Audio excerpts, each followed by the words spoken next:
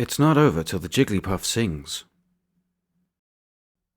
Hey guys, welcome to Console Choice, I'm Mark, and recently they announced Pokemon Legends ZA, the second Pokemon game to bear the subtitle Legends. By far, the best piece of Pokemon news we've had in years. I went to talk to a friend about this exciting news, and it turned out that despite loving Pokemon games, she missed Pokemon Legends Arceus completely, and so had no idea why this announcement was such great news. In short, Pokemon Legends is, from a gameplay standpoint, my absolute favourite Pokemon game and the most fun I've ever had with the franchise, outside of Smash Bros. Face-smashing opponents with a Jigglypuff. The reason is that it's almost completely different in how it plays. Yes, there is a traditional turn-based combat of Pokemono y Mano duels, but this isn't the primary point of the game. The game is set 100 years-ish before the other games, in an era where Pokemon are largely feared by humans, and only a few have adopted any as their companions, workforce, or personal servant.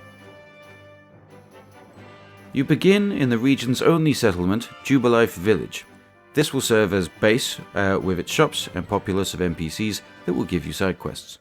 You are then tasked with researching the region's many unknown Pokemon by, yes, capturing them and battling some, but also by observing them performing actions like eating, catching them without being spotted, or catching large and small variants, so forth. Here's the key point. You catch them by sneaking up to them, actually aiming your Pokeball, and then throwing it at them. Bonus points if you get them in the back of the head.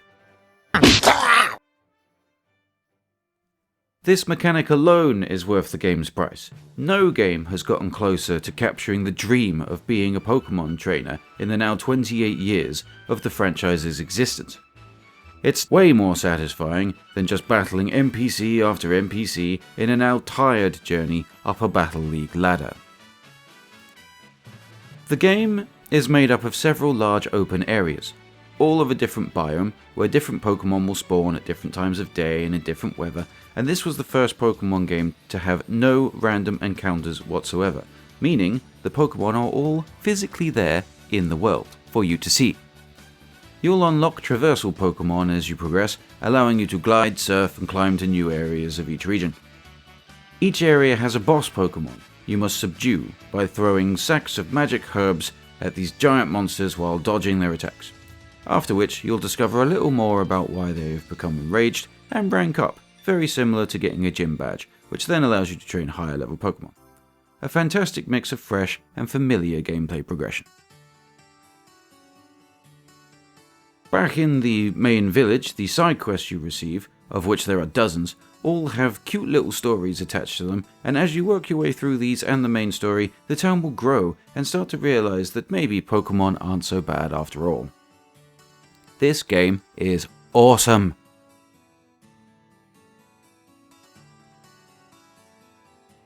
The newly announced Pokemon Legends ZA also hints at doing something different with its story, as the announcement trailer talks about an urban development in which the main city from Pokemon X and Y is featured, suggesting that you'll develop this town either into something larger than it was in the original X and Y games, or, and my personal thinking, building the city up into the metropolis that you see in those games.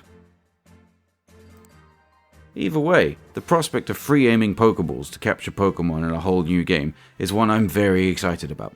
Also, it's slated to come out in 2025, which hopefully means it won't release with all the visual and performance problems of Scarlet and Violet. So you also excited by this news and now looking forward to Pokemon Legends ZA? Did you skip out on Arceus completely as well? Let me know below. If you're new here, like and subscribe, makes my brain happy. Thanks very much for watching. I'm Mark, this is Console Choice. Have a good day now.